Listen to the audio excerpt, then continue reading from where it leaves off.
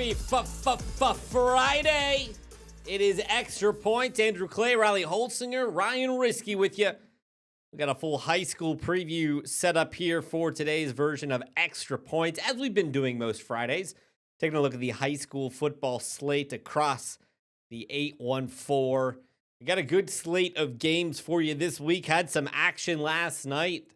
Myersdale kept rolling last night with a big win. Penns Valley also with a dub.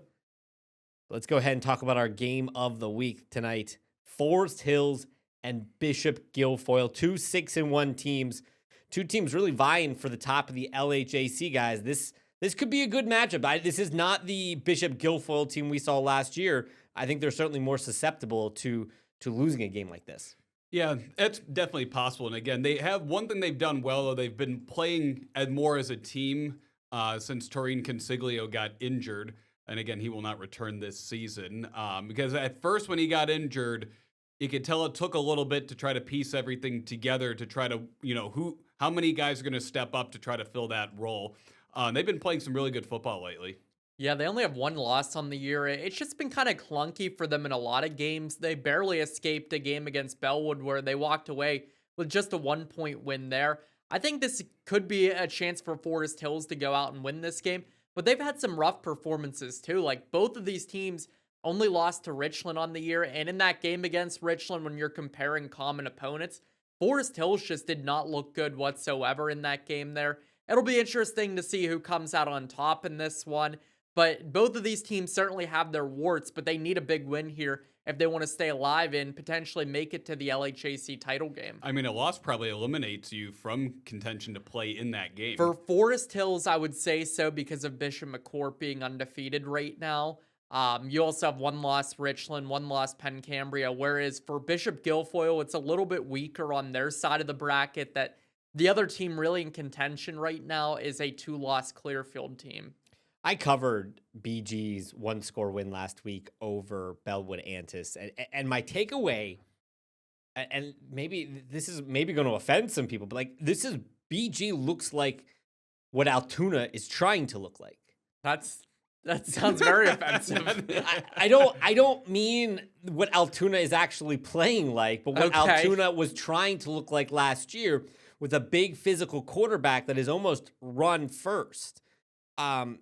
They used a lot of Jake Kissel last week at quarterback, and Jake Kissel is a very effective runner out of the shotgun, but the ability to pass the ball, this was a team that threw the ball so well last year. They have struggled it's just not in there. Justin Wheeler is still kind of trying to find his own as a quarterback. He's hit some big throws, except there haven't been enough consistency. Well, they don't have the receivers they had last year. Listen, it helps out a ton when you have a Hamilton Gates on offense for you that can do anything, kind of like how Gavin Harrell did last year. And now Penn teams Cambria. can't game plan to try to stop Taurine Consiglio. Yeah, no, Torian, he was a really good running back for them. It kind of stinks that he's going to be out for the year. He played really well in that state championship game, and we all thought heading into the year that they were going to really rely on him, like he was going to be the identity of this team based off of how well he played in that game, but injuries are just a part of the sport, and sometimes they happen to your biggest players. I think the advantage BG does have in this game is defense, though. Since that Richland loss where they gave up 28 points, they've only given up 35 points in the last 4 games. This is a very, very, very stout defense. I know Forest Hills has shown good defense at times this year. I just don't know if it's at the same level as BG, because that is still where BG is playing its best right now, is on the defensive side of the ball. And listen, Xander Richardson is a very tough player to stop too. I mean, he was a really good running back before he moved over to quarterback there. They have Cam Vides, who's a really good player as well. So they have good players on this Forest Hills offense. Like, you have to have good players if you're going to be a one-loss team at this point in the year. So I'm interested to see kind of how Justin Myers and company game plan for the other Justin and Justin Wheeler. It'll be an interesting game plan from him to see what areas he tries to exploit. I know our John Drager is super excited for that matchup tonight, and he'll have more coverage of that game coming up later on WTAJ News at 5:30 and 6. Let's keep it in the LHAC for now. Let's talk about Penn Cambria in Tyrone. I think this game has a sneaky appeal to be a much better game than it looks on paper. I think these are two teams that have a little bad blood. We saw Penn Cambria eliminate Tyrone last year in the postseason. Tyrone is an enigma. 1 week, I think they look like a great team. The next week, I'm wondering who the Eagles are. Yeah, I mean, it was 2 weeks ago. They played BG on a Saturday, and they got shut out 26-0. Yeah, and They couldn't move the ball to save their life. I mean, that BG defense just dominated them in that game. Yeah, no, Eli Woomer, he's still one of those guys, too, that's really adjusting to moving over from playing a different position over to being a quarterback. If we're going to talk about a guy like Xander Richardson there. And the tough part for Eli Woomer, unlike Ashton Walk, Eli Woomer doesn't have an Eli Woomer to throw to on this team. Like Mason Amy is a very good player and stuff like that, but Eli Woomer was a one-of-a-kind receiver for the Golden Eagles. Penn Cambria has been maybe my biggest surprise this season. I expected them to be good, but I didn't expect them to be this good so far, and I'm really excited to go to this game tonight. I haven't seen either of these teams play in person yet, so this will be a first for me. But Penn Cambria has been a well-balanced attack when we were curious how they were going to make up for all of this production that they lost from Gavin Harold. Well, they've gotten it in different areas from the Blake Lillys, the Brady Joneses, and the Corbin Binglishes of the world. I was really impressed last week with the way Caleb Whitby played for Tyrone. I mean, here's a guy who would come in rushing for like 70 or 80 yards in the last 3 games combined, and he goes out on a 200-yard performance with 4 touchdowns. I'm curious how much that changes the identity of maybe what Tyrone's trying to be. I mean, they went out and put the hammer down on Huntington last week, and Huntington's been a darling of the season so far, a team that has played really well and held its weight even against teams like Bishop Guilfoyle. Last week, they didn't hold their weight. They just got absolutely smashed by Tyrone. Yeah. Well, and then also throw in, that win over Clearfield too. Yeah. So 18 plays, 99 yards for the game-winning drive. Yeah. No, that was a heck of a win for Huntington there. That was kind of a statement win for that program that's really struggled a lot over the past couple years. So it's been nice to kind of see them turn things around a little bit. But to your point, Andrew, Tyrone preaching that physicality there. They were doing that against a physical Huntington team that's Caleb led Whitby by... isn't exactly a physical runner, but I know what you're saying. But yeah, like Huntington's a physical team built on stopping the run. And with a guy like Landon Erdman, you would have figured they would have stopped the run a lot better in that game than what they did. Who's home between Penn Cambria and Tyrone? Penn Cambria is home. Okay. One thing that I really like about Penn Cambria is I think they have the best walk onto the field. Yeah, it's definitely the prettiest at sunset. Or even when it's pitch black, and they have the 2 kids that run onto the field before the team, and they're spraying blue air, blue smoke. Yeah, and then when the team runs out after, I just think it's so cool. They have the best entrance of any team in our area. I always love watching that blue smoke go in. Ron, you would have loved the entrance that we did back in my day at Richland. I kind of sound like an old man by saying this, like back in my day. Back in my day. So back in my day, like we did the thing where you have the regular banner that you all like kind of group up, huddle up and stuff like that. Get hype before you run out through the banner. Like the giant plushy football helmet too? No, we did not have that. I think they just got that at Richland some point after I left. But as soon as we'd break out through the banner there, you would have a motorcycle like driving out and leading you onto the field. That's pretty cool too. It is really cool. But the only issue with that is sometimes the motorcycle would be like slow to kind of like starting because like they didn't know, of course, like when you'd get through the thing. So some kids would trip over each other if you were at the front of the line because like the motorcycle wouldn't move and you didn't want to run it over. And that's another episode of Back in My Day. But isn't that a 26-year-old Riley Holsinger? You don't see that anymore, though. Like teams just like kind of going out with like a motorcycle or anything like that. That's peak 2010s. Yeah, that is that peak was cool. 2010s. I think Wake Forest might still do it out of college teams. I think they have like the Demon Deacon maybe like do that. Could you imagine Penn State doing that, having the motorcycle driving over the grass at they Beaver would hate Stadium? that. Hey, they're putting ice down there later this year. I mean, they clearly are trying some new things. But yeah, a couple other matchups in the LHAC. Bellwood Antis at Chestnut Ridge. Both teams really need that win tonight. We also have, I just had this here a second ago. Yeah, Bellwood's been a weird team this year because they've had spurts where they've been a really good team, and then they've had spurts where they've just been really kind of rough. like Tyrone. It's just like, are you going to get the really good version of the team or the team that really struggles? And there's really no in between. Like Yeah. Bellwood, just their inability to throw the ball, it's what's killing them. It's what they did so well last year. It's what they can't do this year. Phillipsburg is at Bishop McCourt. McCourt trying to stay unbeaten. Let's take a quick break. When we come back, we're going to switch over the topic of conversation to the ICC. We got a really good matchup brewing next week. That's if we can get through this week first.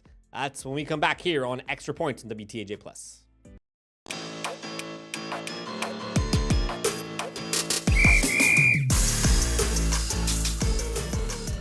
Back here on Extra Points. Starting next week, we're going to move this show to 4:30 here on WTAJ Plus, bumping it back 1 hour, just sandwiched between the WTAJ News at 4 and WTAJ News at 5 o'clock. So what a great local block you're going to really have there from 4 to 6:30. Nothing but local new content here on WTAJ Plus. So check us out next week in our brand new time, 4:30 here on WTAJ Plus. Let's jump over to the ICC, gentlemen. Let's get this topic kind of out of the way. Winber. They're playing Berlin's Brothers Valley. Winber, perhaps again without a few players. No word yet on whether Coach Grohall will be available. They're still dealing with these hazing investigation. There was some new news this week, Riley. Yeah, and I'm just going to read off our website article here because I want to make sure I have the details correct and I'm saying everything properly here. So this is just based straight off of our website here. If you want to read more about it, we have that on WTAJ.com. But the news that came out this week is that 2 high school football players for Winber are facing criminal charges after an alleged hazing incident. That's all according to the Winber Borough Police Chief, Andrew Freer. And details still are limited in this as the investigation continues. So you're not going to hear much from Grohall or the superintendent at all because they don't want to comment on it And last week, while Coach, police are still investigating. And last week, Coach Grohall was not on the sideline either. Yeah, so school officials had reported the alleged hazing incident to authorities back in September. The specifics of them are starting to kind of come out here a little bit. The investigation is remaining confidential, of course, because these kids are under 18 years old that are involved. But as I said earlier, 2 students are facing criminal hazing charges that have been filed through the Somerset Juvenile Court. And there were apparently a total of 9 victims involved in the alleged acts, with 8 of them being unlawfully restrained. 1 student is facing 8 counts of unlawful restraint, 4 counts of indecent assault, 7 counts of hazing, and 9 counts of harassment, while the other is facing 4 counts of each hazing, unlawful restraint, and harassment, as well as 2 counts of indecent assault. So this is according to our partners at the Tribune Democrat. Now, both of those teens that are being charged, like I said earlier, are under 18. So apparently what happened, and this is according to the Trib, once again, they forced these younger football players onto the team into embarrassing, unacceptable acts while being photographed. Apparently this occurred in the high school weight room and in nearby areas. Some of the acts were noted to be of a sexual nature against some of the kids on the team while they were undressed. Freer added that this didn't involve anything exposed, but crimes were committed regardless, something that he called, quote, unacceptable behavior, and this was a quote against their will. So this is still a case that's being monitored. We're probably going to get more details on this in the coming weeks, the coming days, but that's the latest update we have on it. And as we kind of do full circle here, Grohall didn't coach last week. We don't know if he'll coach this week. And we know Winber was without a couple players last week and a close loss to Everett. So I'd expect probably players to be suspended once again and for Winber to potentially not have Grohall again. In that game last week, I was there 0-0 at halftime. And it was just kind of one of those weird games. Everett was moving the ball just in short, chunk. They didn't have any chunk plays. They just kept running with Jacoby Harmon, who is just a beast. The guy's averaging 221 yards per game, 16 touchdowns. He scored the only touchdown for Everett in that 7-6 win. Winber, they drove down the field at the end, and believe it was the final minute, I was there. And on like 4th and 14, they threw a 24-yard touchdown pass and then decided to go for 2 in the win. And Jacoby Harmon got the stop at the goal line. Yeah, Jacoby's been a beast this year for Everett. He's the state's leading rusher. We obviously knew last year with kind of the year that he had, he was going to be a really good player for Everett once again. And they only have one loss entering this week in what's going to be a big matchup for them. And next week could even be a bigger matchup for them against Myersdale. Yeah, let's pivot to that Everett game. Everett is at Tussey Mountain. As you said, this is an important game because you got to win this game because you got to get to next week and take on Myersdale. Myersdale currently sitting atop of the ICC North. Why? Because they have a half-game lead right now on Everett. You have a chance of having two teams, 4-1 in division play, going head-to-head next week in a Week 9 battle, essentially a winner wins the division kind of situation.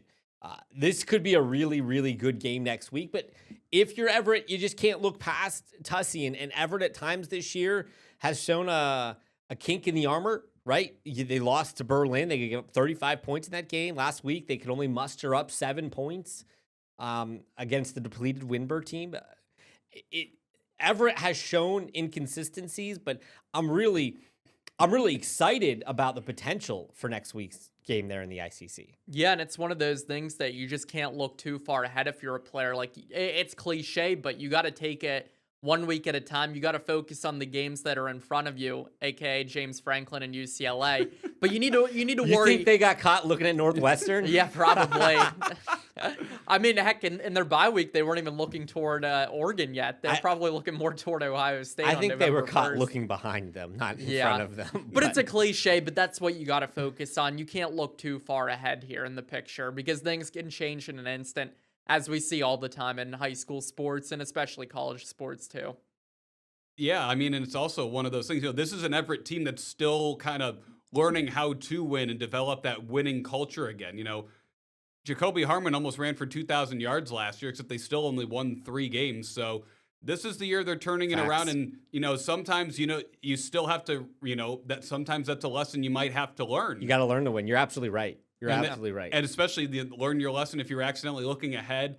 I think Harmon is, from when I've talked to him, he seems like a good enough leader that's like, we're focused on this week and then we'll focus on the next week once this next game is over. So that should be a good game. And I think it's really nice to see a program like Everett turning it around. And especially for a guy like Jacoby Harmon too. Like, you can tell he really wanted to be on the team that really turned the program around and redeveloped a winning culture. Yeah, no, it's one thing to say, like, you rush for 2,000 yards and this many touchdowns and stuff, but ultimately, like, your legacy as a player, you want to be known as the guy that brought winning football back to the program, and Jacoby Harmon has done that, and it's been a really miraculous turnaround for this Everett program over the past couple years. Yeah, and he told me, he's just like, he'd rather have, rush for 1,000 fewer yards than last year if that meant, making the playoffs and winning a bunch more games. It's not about the numbers for him. Yeah, another interesting game that I thought we had on the ICC slate is Claysburg-Kimmel, Moshannon Valley. Moshannon Valley, I believe, is below 500, but they're always a tough team to go up against. They have guys like Rocco Reefer on that team. That's a very physical presence there. And Claysburg's been a team that's been very up and down a lot this year, too. I'd like to think that they are trending a little bit more into the team that we saw last year compared to the team that they were in week 1 and against Juniata Valley. But Claysburg's another team that you just never know what version of them you're going to get that week. I think one other team I want to talk about here before we take a break, Glendale at West Branch, 1-6 Glendale, 0-7 West Branch. What happened to Glendale? I'm thoroughly confused on how the Vikings just seem to have fallen off the tracks. I mean, you didn't really lose that much talent there. It's just changing coaching staff. Like, the old coaching staff with Spanx Trexler was a little bit more experienced. I think that's fair to say. And they also had an assistant, too, in Tim Janoko, who was arguably one of the best coaches that this area has ever seen for high school football. So they were very well experienced, very well coached last year as a program as a whole. But let's take another quick break. When we come back, we're going to wrap up our program. You're watching Extra Points here on WTAJ Plus.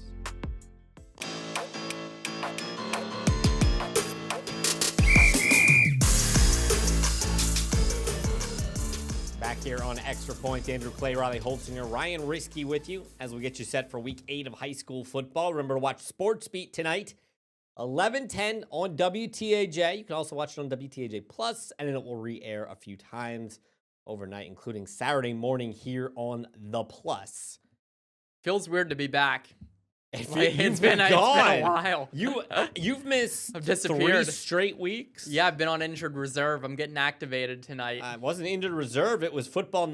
It was non-related football. No, that's what, dude. I hate fall weddings with a passion, man. Like, it's the worst because I'm a big football guy, and it just ruins like my football watching experience your vibe. between high school, college, NFL.